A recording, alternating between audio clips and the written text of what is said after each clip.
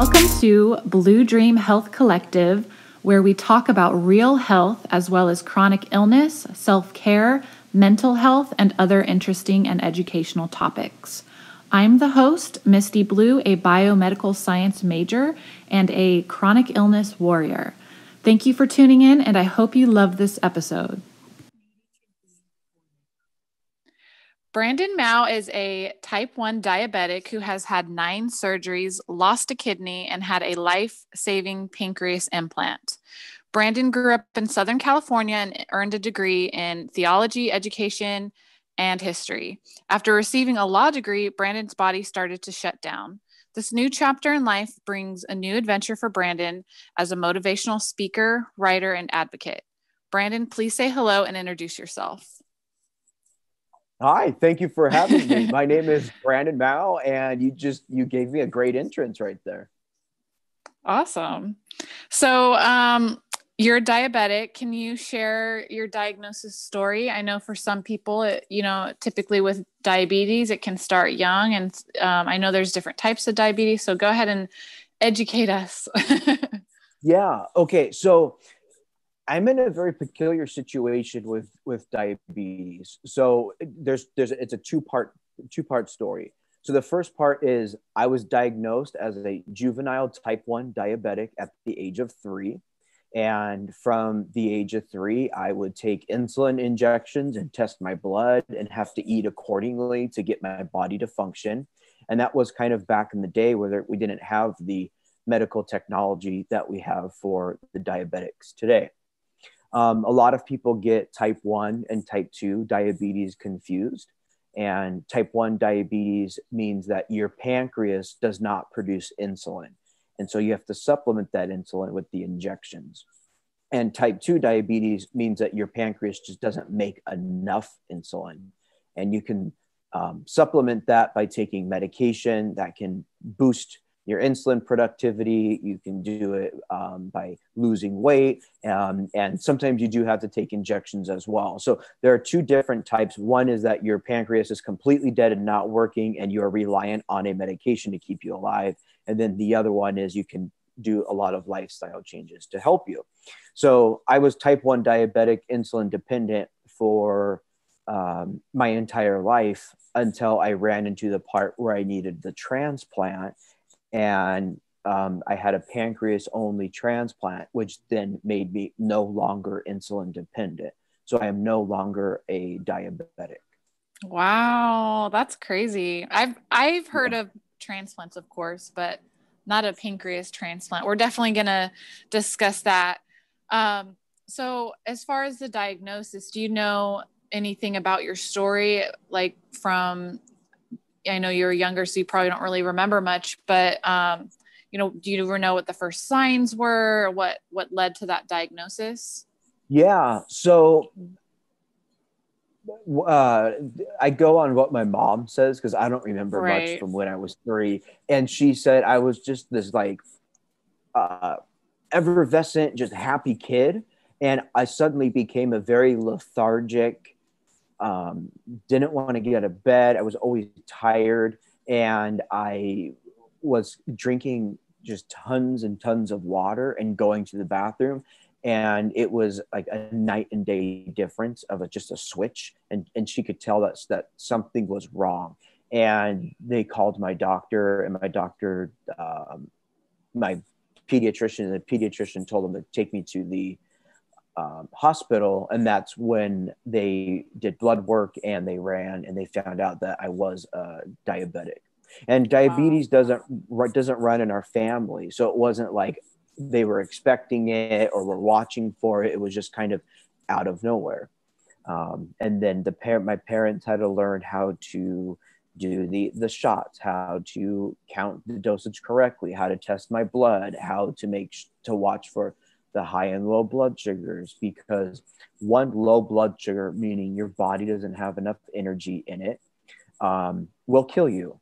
So it is a very dangerous disease to have. Yeah.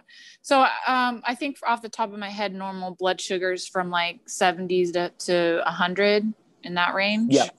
Uh-huh.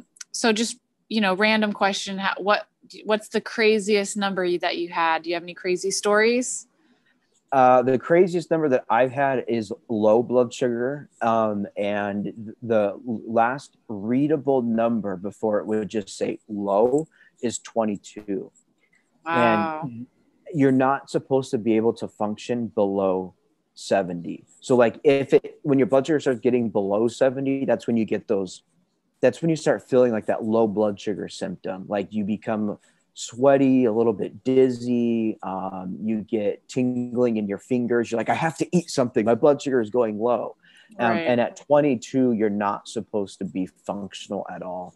And that was the last, that's what I mean by like low blood sugar, hypoglycemia. That was my Yeah. problem. My blood Oh, sugars were wow. too low. Wow, that's crazy. So did it feel like, I mean, I guess you don't really have anything to compare it to, but did you feel like you had a crazy childhood because of this? I think it's quite the opposite. I probably had the most normal childhood a person could have because of it. My parent, I didn't, I, let me put it in context. I grew up in a small farming town on a chicken ranch, and I didn't know any other diabetics. I only knew the people in the area and the small private school that I went to. My parents never made it feel like I was a burden or that something was wrong with me. It was just something we had to take care of.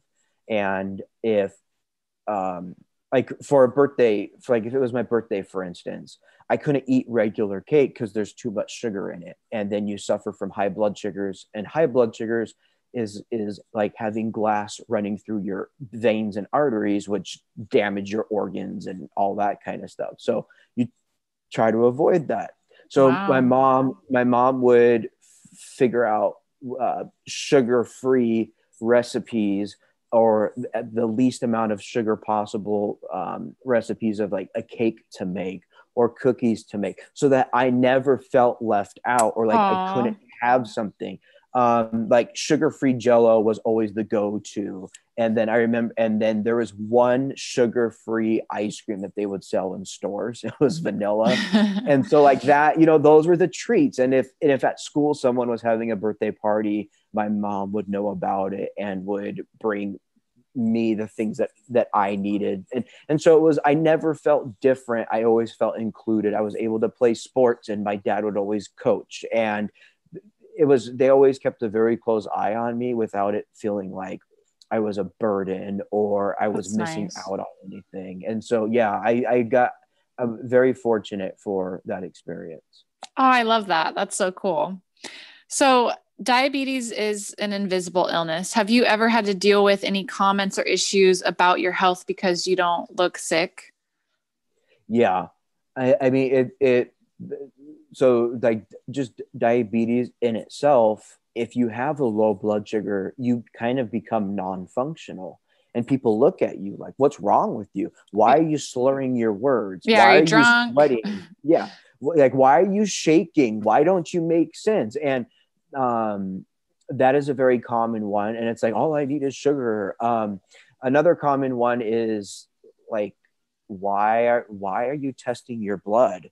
Or like, what are those medical supplies that you have with you? Just little things like that people would never know unless you kind of let the cat out of the bag. Like, you're opening your stuff, and there's your medical supplies. Yeah. And then they ask, it's just like, it's a injection, and it's insulin, and it keeps me alive. Oh, I never would have known. Right. But the biggest one is the low blood sugar thing, and everyone goes through it. It's very shocking because, yeah, you said it's like you're drunk, and it doesn't make sense to people. And uh, they start thinking differently of you after they see you like that. Yeah. Um, so would you say there's any common misconceptions with living with diabetes? Oh, for sure. The biggest common misconception is that you did it to yourself. Wow. Um, it's an autoimmune disease. Your your body attacks its organ. It attacks the beta cells in the pancreas and kills it. And so it's something that you can't do. It also comes with a lot of other chronic illnesses because diabetes just has wear and tear on the body. Other misconceptions is that you can just reverse it with diabetes. I mean, not diabetes. You can reverse Diet. it with diet and exercise. Diet and Mm. exercise is all you need to do. Just go on that 5 mile run every single day. Have a spoonful of cinnamon and drink some celery juice, and you'll be Yeah. good to go. All those common things that really kind of run in all the chronic illness, invisible illness circles. It's the same thing for diabetes, Mhm. and what it comes down to is no, the body doesn't make the necessary hormones and insulin to live, and you have to replace it. It doesn't mean that I am less than because of it. It doesn't mean that I am not as capable as a person because of it. And it's quite opposite. I think any chronic illness makes you a warrior because not only do you do everything that a normal person does that have no issues, you also deal with a full-time job of taking care of a chronic illness on top of that. And you become just so much better at life because of it. And so I think the misconception needs to be changed where, wow, you are a warrior, as opposed to like, if you only tried or have you tried. Absolutely. I love that so much because I mean, there's a lot of great documentaries out there that are educational about diet and nutrition and the importance of it. And I appreciate that aspect. But I feel like at the same time, you have some people that might not quite understand how that works and that it's not a one size fits all that applies to everyone. And so they feel that, oh, well, if so and so, or if you or insert person here just ate this, perfect diet right here and exercise that, you'd be fine. It's like everything is curable with just what you put in your body, but that's so not true. Right. There is a benefit. Like if I went vegan, there's a benefit, right? But Mm-hmm. it doesn't cure me. It doesn't solve Absolutely. the issue. And it's not even to say that veganism is the right thing, but that's like the big push right now. Just go vegan, control your blood sugars. It just, and it's like, but how? Um everybody's body is different, and what might work for you might not work for me. And I think it's hard for people to understand that, because if it works for them or it has worked for somebody, it has to work for you. And that's another just misconception that I think it comes from a good place when people say things, it's like, Yeah. oh, I heard, let me try to Mm-hmm. help you. But it's like for us, we kind of take it as like, it's just like, oh, another one. Yeah. Well, because our body's a lot more complex than that. It's not just as simple as, cutting out meat or, for example, or drinking a certain juice, Yeah. there's just so much more to it than that. And there's a good possibility that many of us chronic illness warriors have probably tried that out of desperation at some point in our life or another. And, so yeah, I love that you brought that point up. So what is life like living as a diabetic? So life as a diabetic is, it is a normal life. Like you have to live life. You have to work. You have to go to school. You have to get up. You got to take care of your kids. You have your family. But in addition to that, you're dealing with managing an illness that is all dependent upon numbers, math, looking at how many carbohydrates you're eating, taking insulin for it, taking into consideration, is it going to be a stressful day? Because that's going to impact my blood sugar. Is it going to be a day where, is this an exercise day? What am I going to choose to eat because of that? So it's basically you're managing what you eat, you're managing how much insulin is being taken into your body. You need to know how much is being burned. And that's all trial and error. And there are machines that help you with that. And you can start getting on trends where you just kind of get used to things. And once you get in a good habit and cycle, it kind of becomes easier. But it's constantly, I forget what, there's a study that's out there, and it's like this is probably blowing it way out of proportion, but a diabetic makes an extra, I think it's like 1,300 decisions a day regarding their diabetes, something like that. Like it's 800 to 1,300 extra decisions a day just regarding their diabetes. And so then if you add, oh, well, my blood sugar was high because something didn't happen correctly, the insulin wasn't absorbed. Now I have to correct for that. And I'm not feeling well. My batteries have been drained. And now I have to still function as a human being while my body is recovering. And so but it's a normal life managing a circus at the same time. And it's True. not impossible. Yeah, it's not impossible. It's something that is very possible, and you could live a long and full life. It just is all about managing that correctly and learning how to do it. Yeah, I think that's a great point. I know there's a lot of listeners and people who are in school. So, and I know that you were definitely a student. You've got some degrees under your belt. Do you have any tips as far as that goes, managing chronic illness while going to school? Yeah, I think for a long time, it was diabetes, chronic illness. None of that was an issue for me in school. But then when I got older, it started becoming an issue. Like I had to have surgeries, and like there were things that were going on that was unrelated to my illness. But I kind of found out that there are resources and there are people who can help you, and you have to ask for help. So like, for instance, in school, make friends with people. Like if you know that you have days that you just can't make it to class, or it's not going to work. If you have a friend who's willing to take notes for you or share their notes, if you missed the class, you really didn't, because then you have the notes. And that's all about communicating and being vulnerable. If it's something that happens often, it's one of those things where you talk to the teacher and be like, hey, this is my life situation. This is where I'm at. I try my best, but there are times where I might have to leave the classroom because of X, Y, and Z, or I might not be able to show up, and I'll send you an email because I can't get out of bed. And then the schools are really good now with like they're everyone, it's called different. Like they're counseling, the counselors, the registrars and stuff like that. If you go and you talk to them and let them know what's going on, then the impact and that stress of, oh my gosh, I have to get this paper done and it has to be in, and that stress gets taken away because they're like, okay, no problem. How much extra time do you need? What was going on? And it's not about abusing the system, but it's using it in your favor, because it's there to help Absolutely. people with chronic illness and use them. And the whole point is that you have to ask, and you have to search for it. And once you start asking questions, it's kind of amazing that you can find the right people. And so Yeah, that would be my advice for anyone going to school. I love that.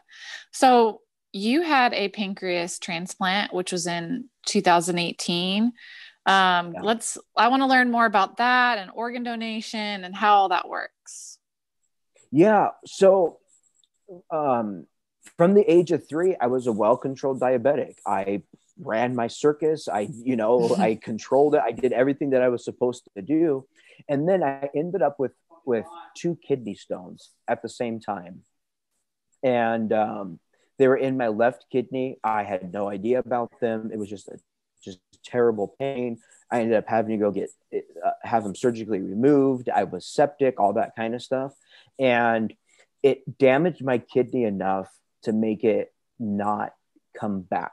Like it kind of killed my kidney. And they went in and they did 6 more surgeries trying to fix the kidney. It never came back, and they ended up removing it altogether. And that's when my well-controlled, I had a question. yeah, Was this because of diabetes, or was it complicated because of diabetes? Like, did the it diabetes was make it, it was more difficult? yeah, it was completely unrelated to diabetes. which is Okay. like the craziest thing, right? Because Yeah. so diabetes, one of the first things that diabetes tends to impact is kidneys. Okay. And having a damaged kidney as a diabetic is bad news, that you do not want that. And so this was a kidney stone. it, I'd never had them before. I don't know where it came from. They're like, so they were the size of your thumbnail. Like if you look at your thumbnail, there was two of them in the same kidney. They're like, they've had to have been developing your entire life. Like we don't know why they're there. Your other kidney is fine. We don't know. So they had to remove it. It did too much damage to my kidney. In terms of my kidney healing from all the scarring and stuff, it might have been slower because I was a diabetic.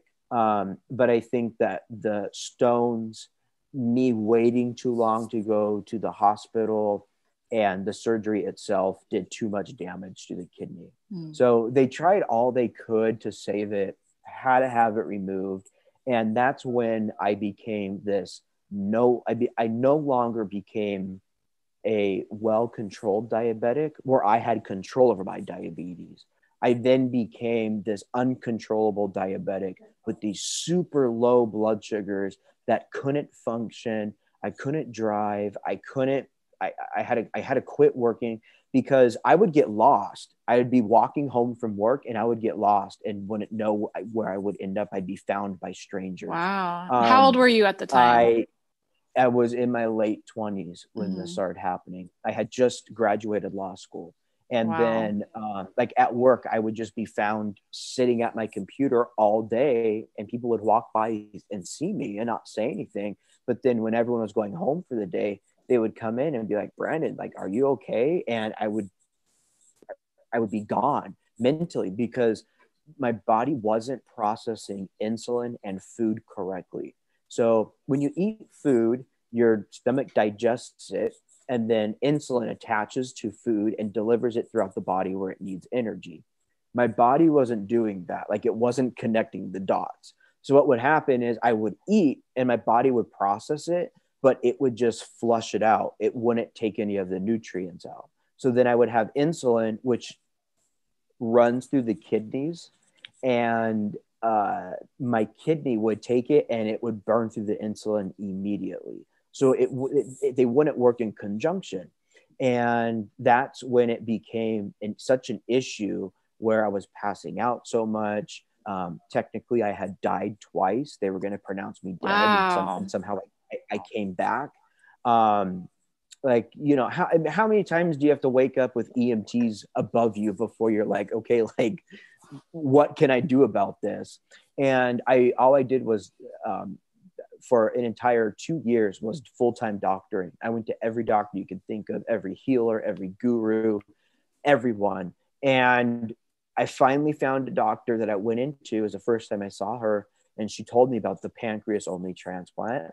And she told me that I needed to have one. She said that if I didn't get one, I had less than 2 years to live because the body is not meant to shut down and restart like that.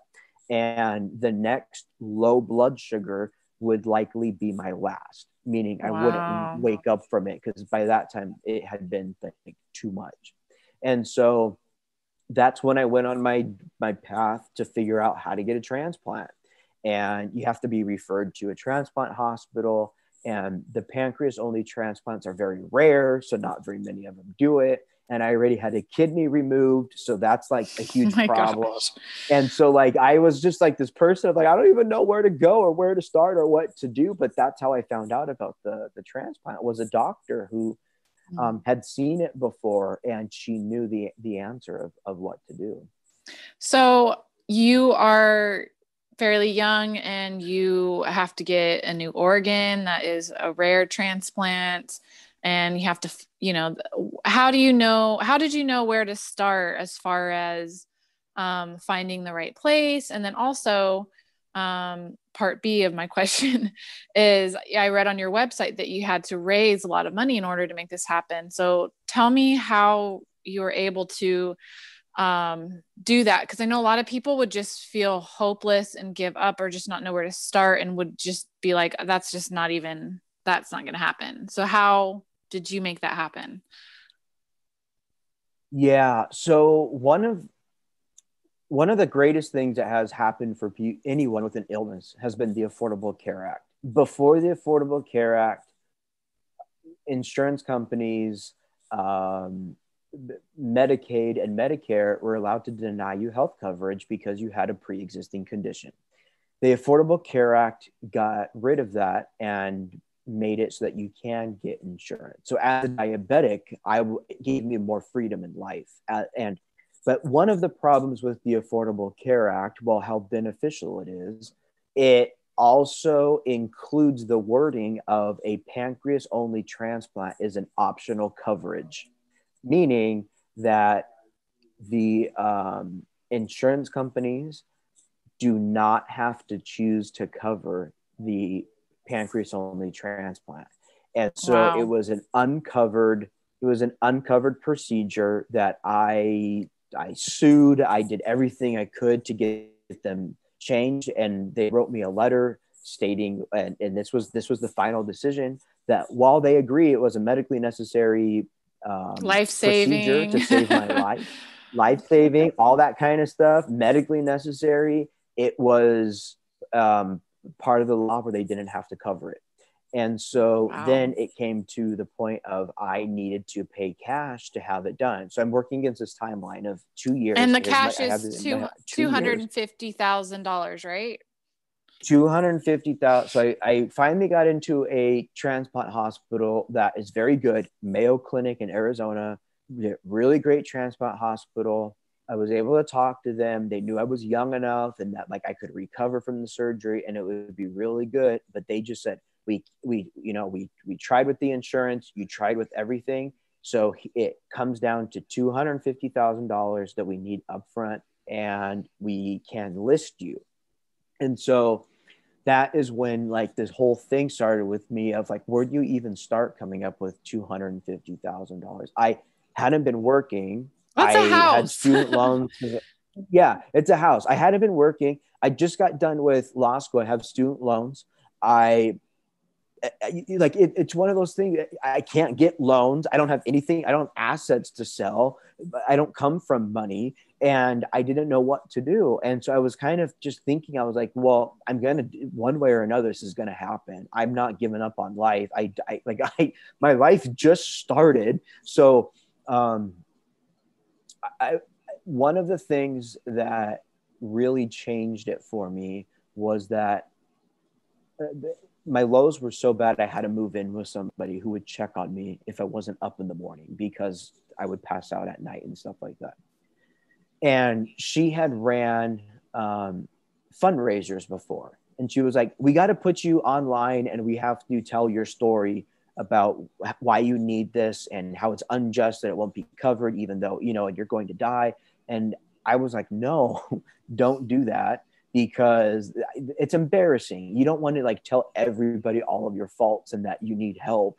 And Well, it's hard to ask for money too. I mean, I had open heart surgery, and I had somebody who one time was saying like, "Oh, you're asking for help and get a job." It's like like people are really truly mean.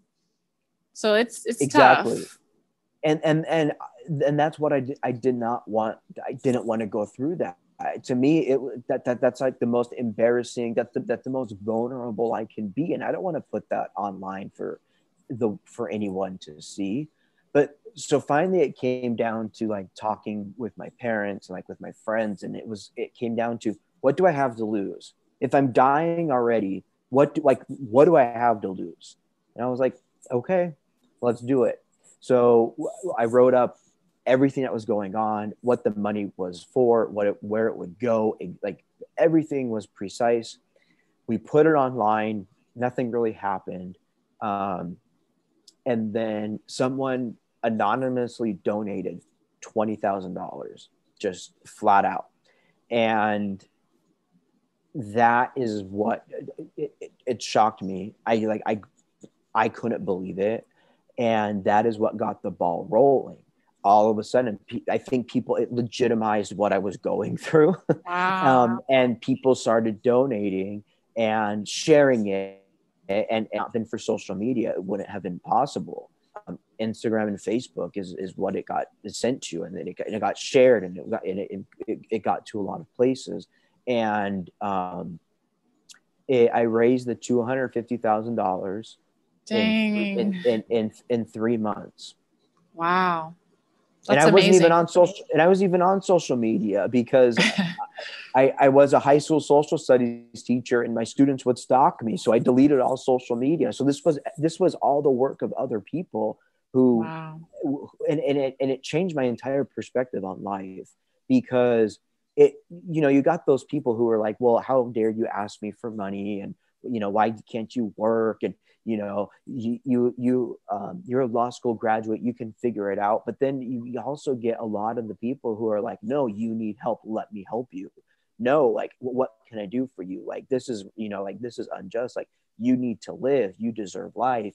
And so it showed me, and it brought out the good in humanity. It Yeah. really like invoked that hope, again, in people. Because when you're sick, you get to see the worst of yourself and of a lot of people, and you kind of start thinking a lot of that. And it was neat to see that, because it brought me out of that, and it gave me a lot of hope that people were rooting for me, people were praying for me, people were thinking about me, and sharing my story. And we came up with that money, $250,000 in 3 months. And as soon as the Mayo Clinic had the money, I was listed a few days later. And 2 months later, I got the call for the transplant.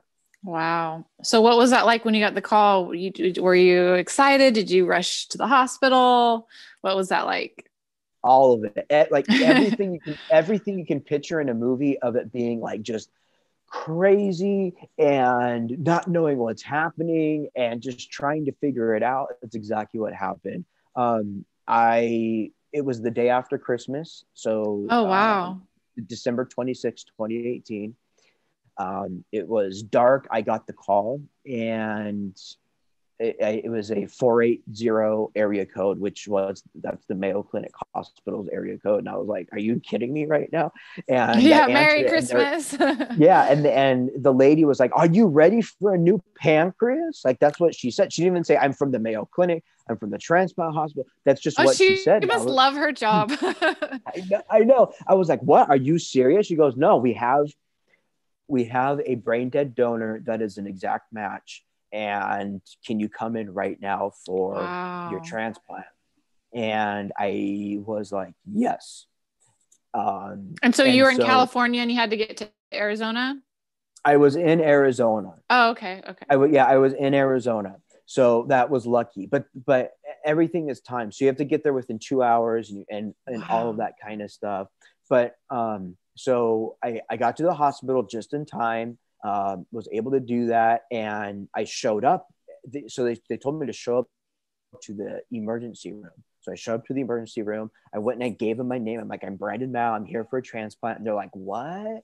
And I'm like, they told me to come here. Look, my name's right there. I could see my name like written on a piece of paper. That's what they told me it was going to happen. And they said, oh, okay. They called back within like less than a minute. These doors open up. It was like, oh, the doors open up, and there's a lady standing there. She's like, Brandon, come on, start running. And I was like, Wow. running? Yeah. And so as we were running down the hallway, she's like, start taking They're off like, your throw clothes. this And I was gown like, on. exactly what happened. She goes, go in the bathroom, pee in this cup. It was crazy. And within 20 Wow. minutes, Fast. within 20 minutes, they had me in the operating room. And here's the thing with transplants. Usually you get called 2, 3, 4, 5 times to the hospital, and you get prepped for surgery. And then they look at the organ, and they're like, it's not going to work, or the Uh, organ isn't doing well, or whatever it was. But the surgeon walked in, and she just said, it's perfect, we're putting it in. And I was wow. just like what is going on right now? This is just crazy. Like, it felt like too good to be A true. It dream. was one of those things. It was a dream. I was like, this can't be happening to me. Like, this is just too, this is too good. Like your mind just cannot process it. And I got wheeled into the room. I saw the surgeon and the two um, I don't know, their associate surgeons, I don't know, the other surgeons, the other transplant surgeons in there as well. They were sitting there behind this big stainless steel bowl working on the organ. And I was like, oh my So God. you saw your And I saw organ, my that you name, saw your saw pancreas. it. I saw it. I saw the pancreas and they were getting it ready. And my name was written everywhere and all my x-rays and MRIs. And like, it was crazy. And I was hooked up to everything. And the anesthesiologist walked up behind me and he said, this is going to be a Christmas you're going to remember. And he put me out. And that's like my transplant Wow. story. How long was the recovery like? Okay, so the surgery was about 6 hours, and Okay. then the recovery, and then when I woke up later, it was kind of like an overnight surgery, and when I woke up from the surgery, I felt great. It was like the first time I felt good in What? years, and Just waking I up. asked Normally the you wake up from a nurse. major surgery, you're like, oh, that's Yeah, crazy. it was That's cool. terrible. It was like I felt like Superman. I was like, hey, was it successful? And the nurse says, your blood sugar is 89. I would consider it a successful transplant, meaning that the pancreas was already regulating my body normally. It was Wow. the first time that I wasn't in the lows. It was the first time I was feeling good. And so that was just like I broke down. Like I couldn't believe that it actually happened and it went through. And then the recovery, I was in the hospital for I think 3 nights because the pancreas is a very delicate organ. They need to watch it very closely. They compare it to transplanting 2 pieces of tissue paper attached with Jello. Wow. So that's like what they're handling when they transplant it. They keep your old organ in. So I have 2 pancreas or pancreas What? or pancreas, 2 pancreases. I had no Yeah, it's less idea. shock. Yeah, it's less shocking to your body. They do the same Oh, thing with kidneys and stuff. They keep your old ones in, and then it's attached to my lower intestine, and it's connected to the 2 main arteries in my leg, and that's what keeps it going. And then so got out of the hospital, and then I mean you're opened up from your sternum down as far as they can cut. They open up all of your muscles. They take out, they move your intestines around. It's a pretty serious surgery. But considering all that, I felt really good. I was able to walk the first day, everything, eat, all that kind of stuff. And so they send you home, wow. and then you come back every day for the first week for blood work and for follow-ups, and they start changing your medication around. And then it goes to 3 days a week for 6 weeks. And then it starts getting less and less after that. That's But amazing.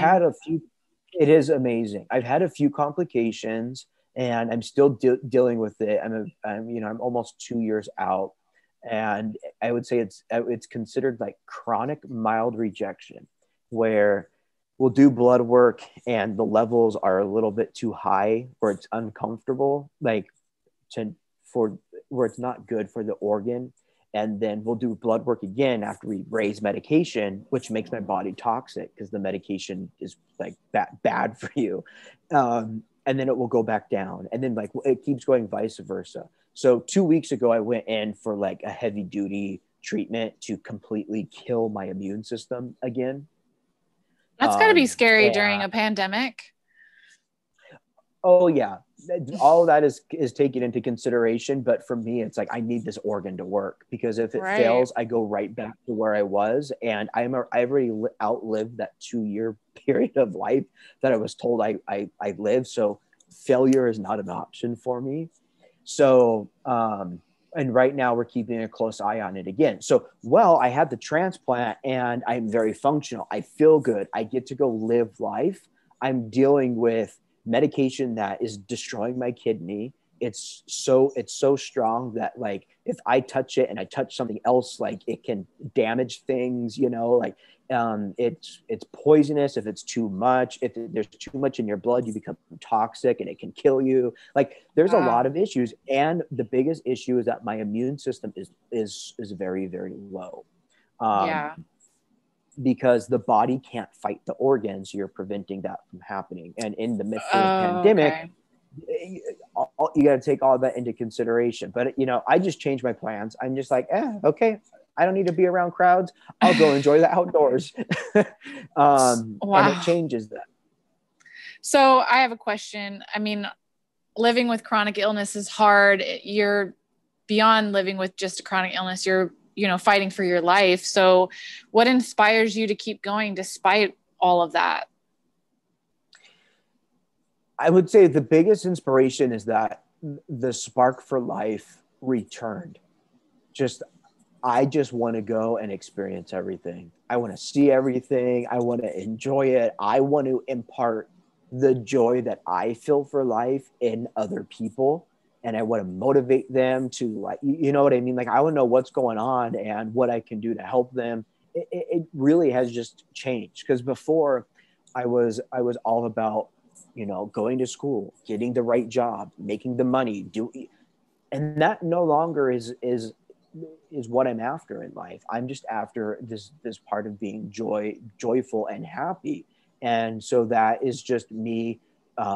I don't need to make the most amount of money. I don't need there's a lot of stuff I don't need to do anymore. And so for me, life is just about living,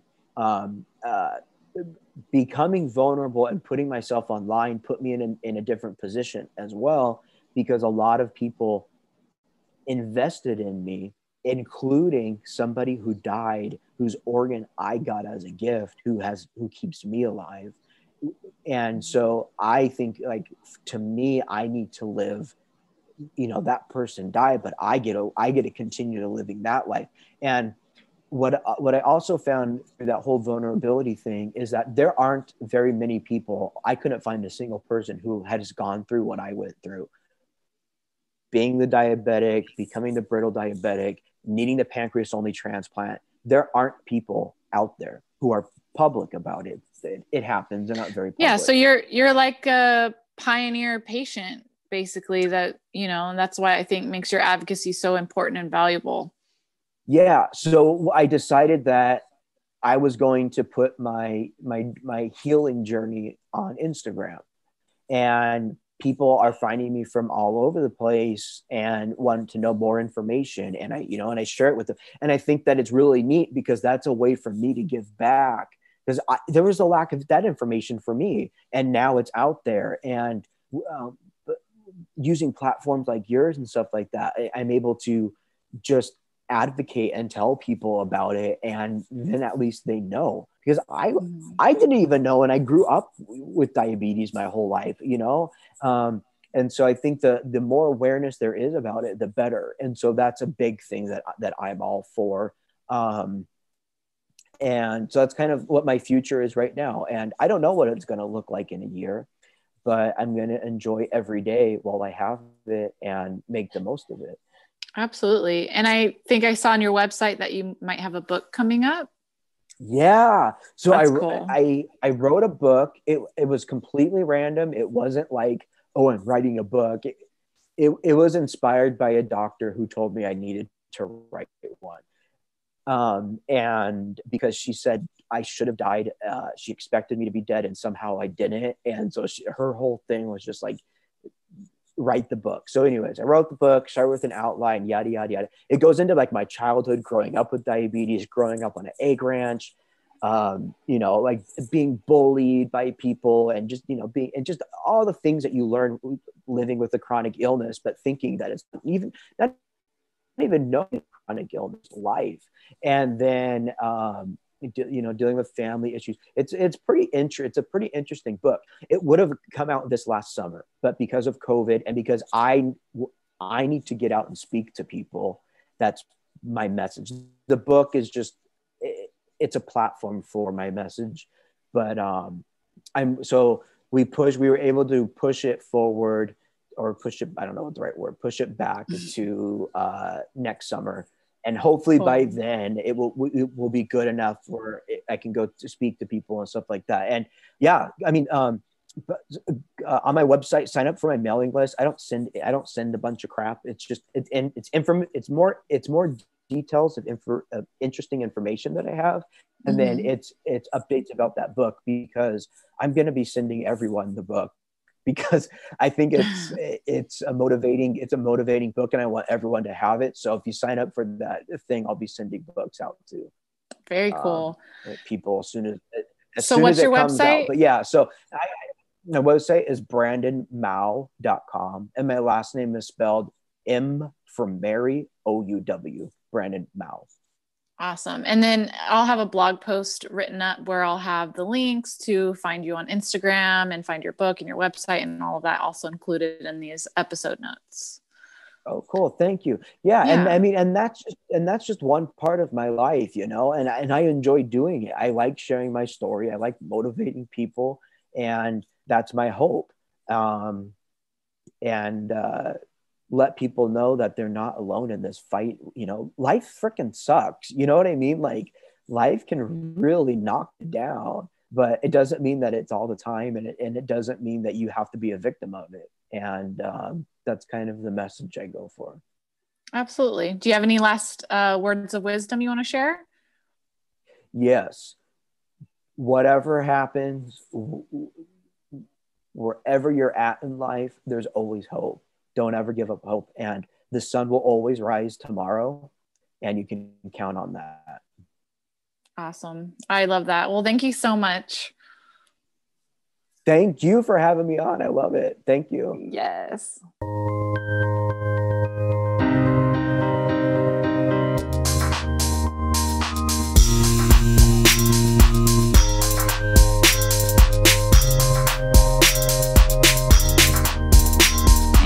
Please be sure that you subscribe to the blog, which is bluedreamhealth.com, where you can find additional links and information on this episode. You can also check out the digital magazine on our website, as well as find us on Patreon, where you can be a supporter.